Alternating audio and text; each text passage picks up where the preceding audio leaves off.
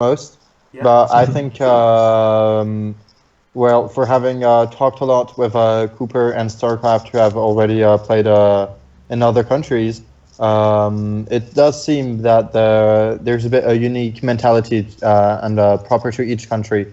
Uh, the way they described it to me, it was as if each country had its style to play, whether it was more or less effective, and that it was represented in their gameplay. Yeah. Yeah. So we were hoping to see a large panel of different gameplays during the tournament. Yeah. How about Milky? How do you see these differences between the countries? I see a lot of differences.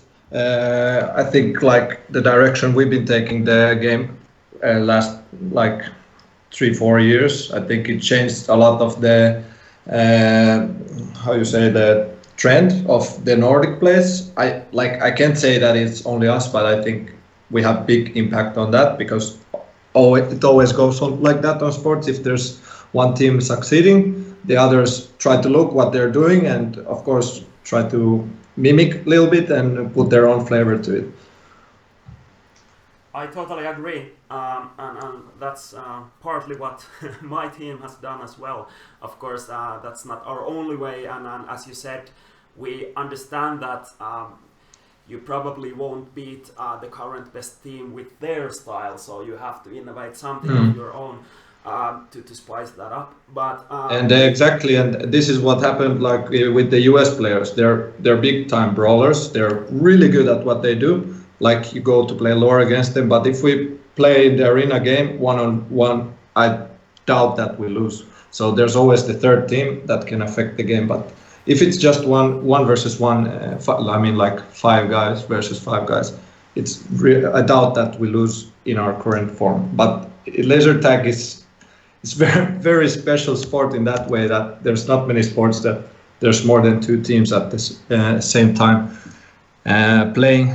You have like bicycle racing and card games or board games, but like the third team is a big effect, and even we get a lot of praising and people are telling we are going to be first. It's not it have been done many times before that we don't come on the first spot yeah, yeah, because of the third team. it is complicated. It's Mm. long cause effect relation chain that you have to predict. Henka as a leader has to try to kind of grasp what is the best way to do, and it's really the decision making is complex, like not only what is the best thing now, but what kind of reaction it launches when 2 minutes have passed from the decision, and that kind Mm. of things. But talking about the style, so of course many of our Yeah. viewers know that maybe the USA is famous for their well, the most significant skills you can see visualizing is their dueling skills, because the Mm. world's best duelers and the most impressive styles have been originating in US and still currently is in US, though some of us, at least in Nordics, including me, try to pick some of those skills up.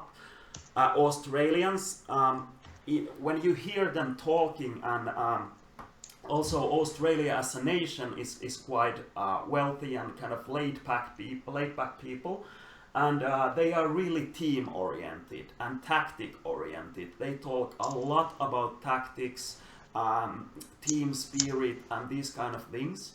But what it seems to me is that like US, of course, they also talk about tactics somewhat, but the most easy to recognize is their kind of styles and brawling skills. Europeans focus a bit on the individual skills, of course, on the tactics as well, but the Australasian players really have a high focus on tactics. That's how it seems to me. What do you think about this, Henka? Yeah, I think that sounds correct. But about the tactics, I also feel that we're moving in that direction in Europe as well.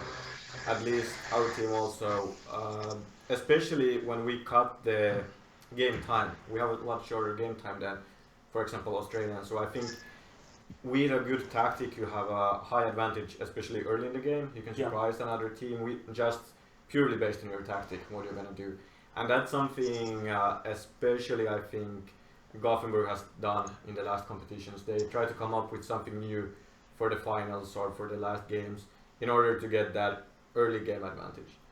But now at Worlds we have a long game time, 12 minutes. So I think the purely tactic is, or the beginning of the tactic is gonna be like a minor thing. You have to think a longer span because you have to be thinking about the 12 minutes instead of 10 minutes that we have.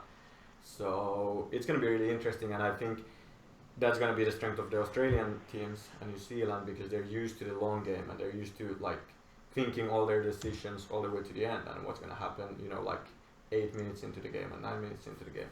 Yeah. Instead of us, we have like a lot shorter the tactic span. Like you do one tactic, you push, and then you have to be able to adapt super fast. But now we have more time and you can push the pace a little bit later in the game. So.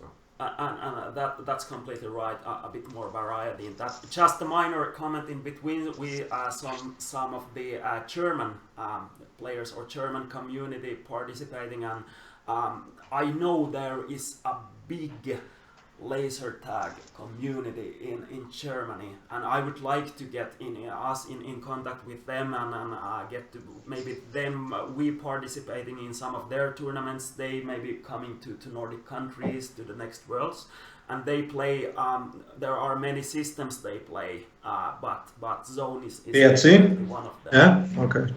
Zone is one of them, but they play they have all kinds of players, all kinds of systems. But yeah, and just to point out on that, I really hope to see in a couple of years that the European, because it's coming up in a lot of countries in Europe now, laser tag. So I really hope that we could get a healthy like base in Europe as well. So we could even host European competitions like European Championship in between World Championships. So that would be like the dream to have. You know, like every second year European Championship and then every second year World Championship or something like that. Yeah. Maybe for sure. Not every second, but with a couple of years span. I started to laugh because we've been talking about this European Championships thing with you like for many years. And that was something way back we were thinking, but back then it was mostly, well, Norway was in the scene back then, and then Sweden and Finland, and we already saw each other so much, so we didn't have that extra. But now France is coming, Germany is coming, Russia has some teams coming up, and even UK and other teams have a good discussion going on. So that would be really nice. Yeah, I totally agree.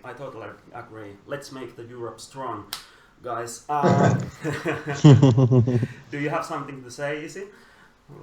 Not really. Bonjour, Mathis.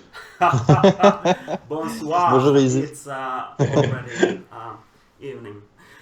Soon it's bon nuit.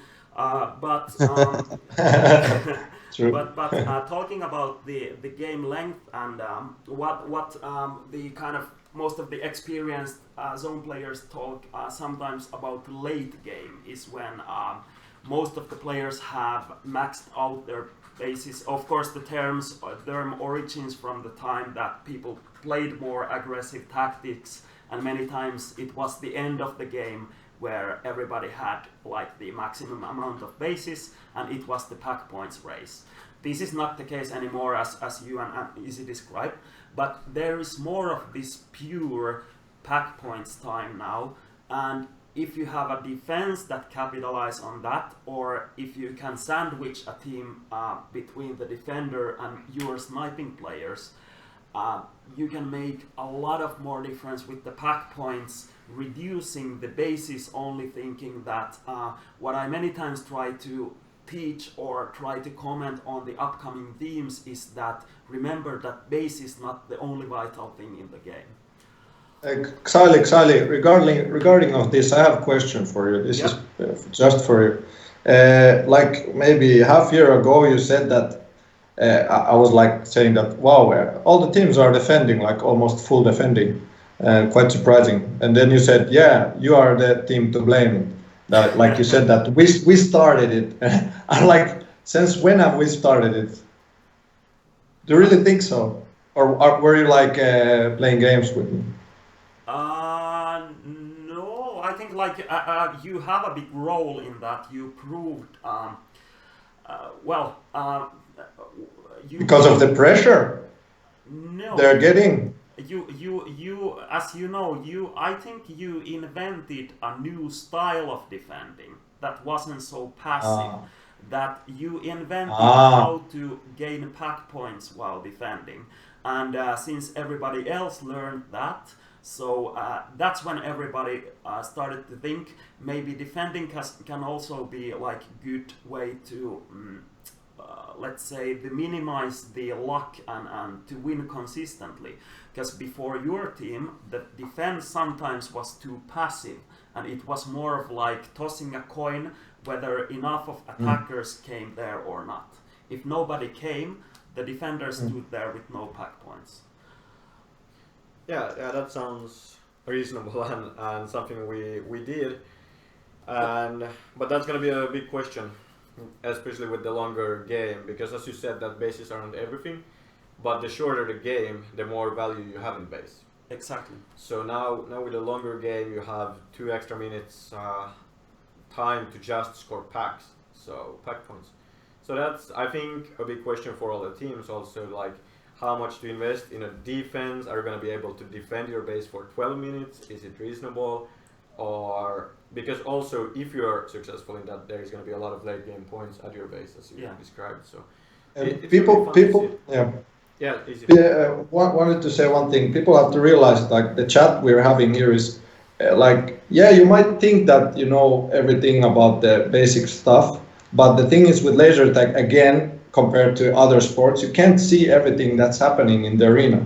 We don't have the technology to see where each player is running currently. We don't have at least almost any arena that you can really tell where everybody's standing by like in the arena. So like the chat that we're having is like quite exclusive for people who are maybe newer or stuff like that, figuring out this games. Yeah. You know what I mean? Yeah. So yeah, you are right about the complexity, and it's easy to tell when you look at the map. This is how we should play and see things. But when you are there alone in one Mm. area of the field, you just have to make your best estimate, and you maybe have to walk to the other end and see. No. No, I mean, like if you're learning to play football, yeah, you can watch TV or you can learn everything in internet, or you can watch a game and you see how the players move and they yeah, go in a formation and stuff. But you can't really say that in laser tag, that's like by true. observing. You can't really tell what they're doing. You can't say yeah they're going all in on there or they're defending with five. But if there's something more complex or that strategy with a little bit of twist, you can't really learn that Uh, by from anywhere.